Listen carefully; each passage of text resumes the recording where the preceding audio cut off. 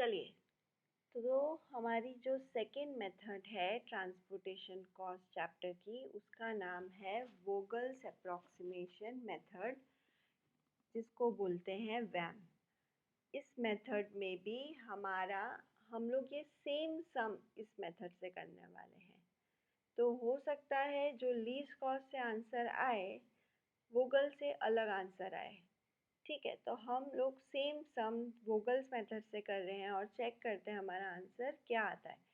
और सेकेंडली, इधर भी इस मेथड में भी हम जो हमारे जो अंदर के नंबर्स हैं वो हमारे कॉस्ट होने चाहिए, मतलब ये वाले नंबर्स जो है वो हमारे कॉस्ट होने चाहिए। और availability and requirement, that is supply और डिमांड का जो टोटल है वो सेम होना चाहिए। जब वो सेम नहीं होता तब हमारा जो ये जो सम है वो अनबैलेंस ट्रांसपोर्टेशन प्रॉब्लम हो जाता है। तो उसको हमको बैलेंस करने के लिए डमी रो या डमी कॉलम ऐड करना पड़ता है।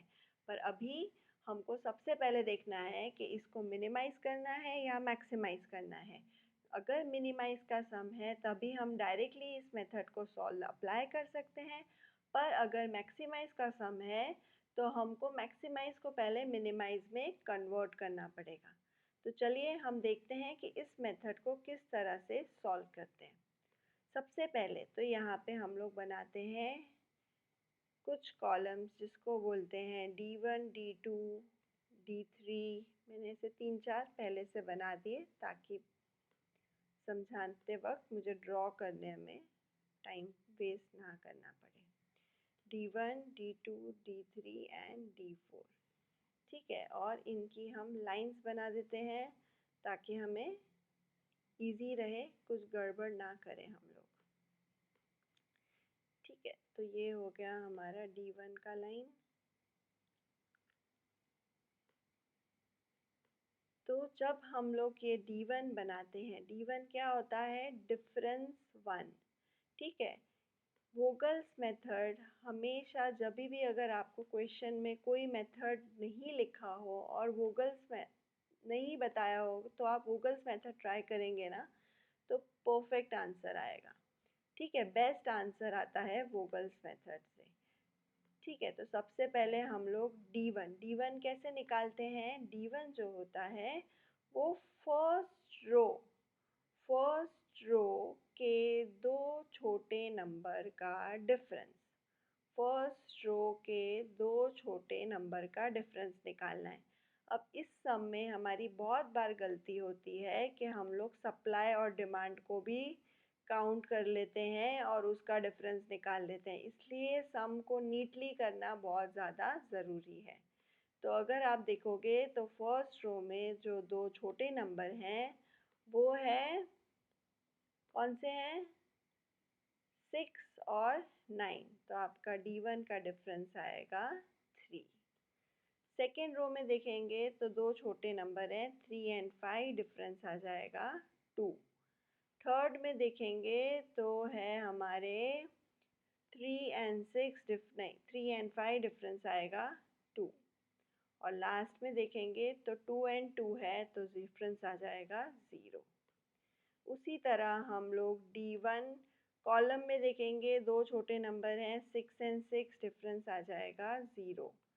सेकेंड कॉलम में देखेंगे 3 एंड 5, डिफरेंस आएगा 2। थर्ड कॉलम में 7 एंड 9, डिफरेंस आएगा 2। 6 को मत देखना, वो आपका डिमांड है। फिर है 2 एंड 6, डिफरेंस आएगा 4। हमको सिर्फ पॉजिटिव डिफरेंस ही चाहिए। 3 और 2, डिफरेंस आएगा 1 और 5 एंड 10, डिफरेंस आएगा 5। क्लियर? अब ये जो D1 आया है उस D1 में से हम सबसे बड़ा नंबर देखेंगे। D1 में से जो सबसे बड़ा नंबर है वो है 5। उसको सर्कल या स्क्वायर करेंगे। ये 5 जिस कॉलम में आता है उसमें हम ये अंदर के नंबर कॉस्ट है, तो हमेशा जब अंदर नंबर देखो तो हमेशा छोटा नंबर ही देखना। तो ये 5 है।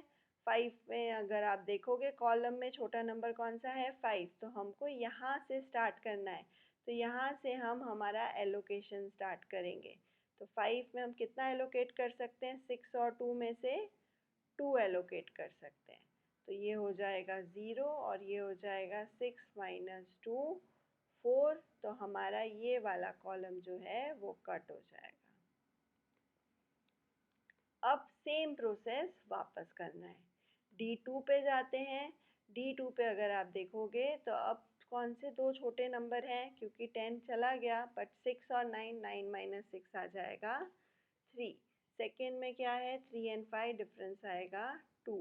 थर्ड में वापस 3 एंड 5 डिफरेंस आएगा 2 और इधर आएगा 0। तो ज़्यादा कुछ चेंज नहीं हुआ, यहाँ पे भी डिफरेंस हमारा सेम ही रहेगा, 0 2 2 4 1। और लास्ट में वाला कॉलम तो कट गया है, तो वहाँ पे आ जाएगा डैश। अब अगर आप देखोगे कि D2 में से मेरे पास बड़ा नंबर कौन सा है, जो है 4, तो हम लोग 4 को स्क्वायर कर देंगे और 4 वाले कॉलम में देखेंगे कि छोटा नंबर कौन सा है। तो अगर आपको दिखेगा कि 2 है, 2 में हम कितना असाइन कर सकते हैं, आपको पता ही चलेगा।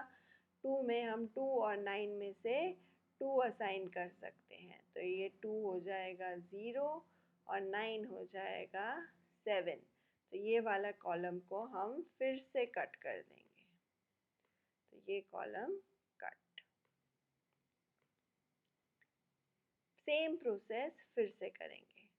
D3 में अब देखो कौन से है छोटा नंबर, 6 कट गया, तो 9 एंड 9, 9 माइनस 9 0। फिर जाते हैं सेकेंड पे, 5 माइनस 3 2, 3 माइनस 5 2 और इधर आ जाएगा 6 माइनस 2 4 और इधर जाएंगे तो आएगा 0 2 2, यहाँ पे हो जाएगा डैश, यहाँ पे रहेगा 1 एंड डैश। अब देखो कौन सा D3 में से बड़ा नंबर है, 4, तो 4 को हम स्क्वायर कर देंगे। अब 4 को स्क्वायर करेंगे तो 4 वाली रो में छोटा नंबर कौन सा है, 2 है, तो हम 2 पे कितना असाइन कर सकते हैं, 4 असाइन कर सकते हैं। 4 को मैं रेड से लिख देती हूँ। हम लोग यहाँ पे 4 असाइन कर सकते हैं। तो ये हो जाएगा 0 और यहाँ हो जाएगा 7 माइनस 4 3।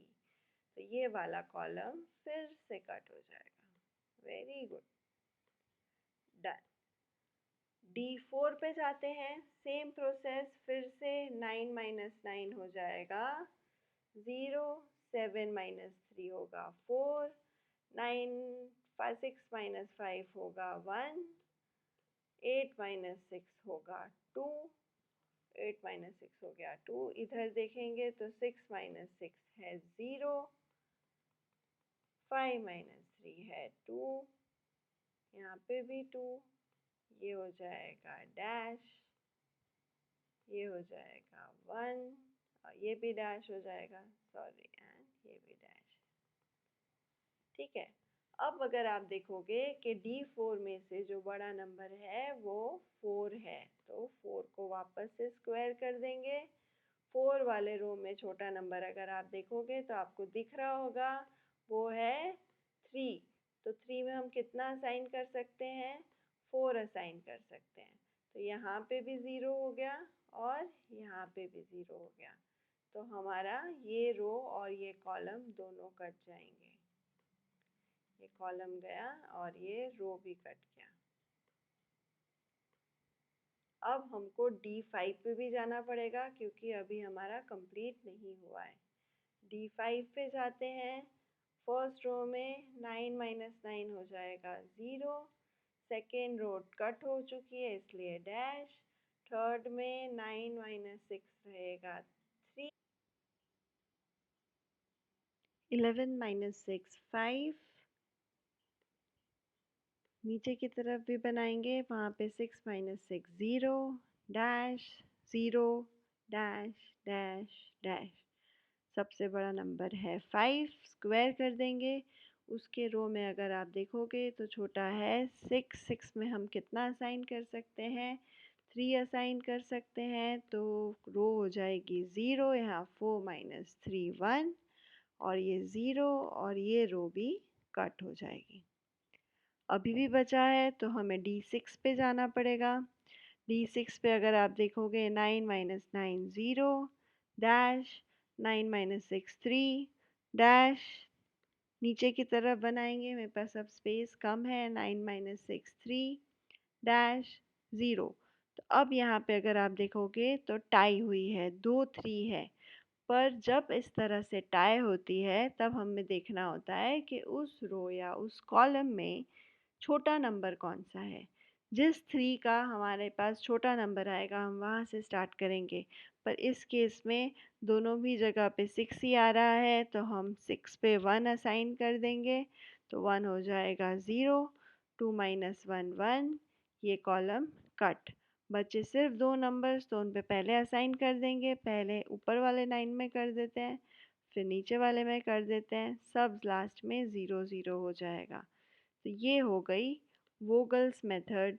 और वोगल्स मेथड का अगर आप आंसर देखोगे तो 9 into 5 45 plus 12 plus 10 plus 6 plus 9 plus 18 plus 4 plus 8 is 112।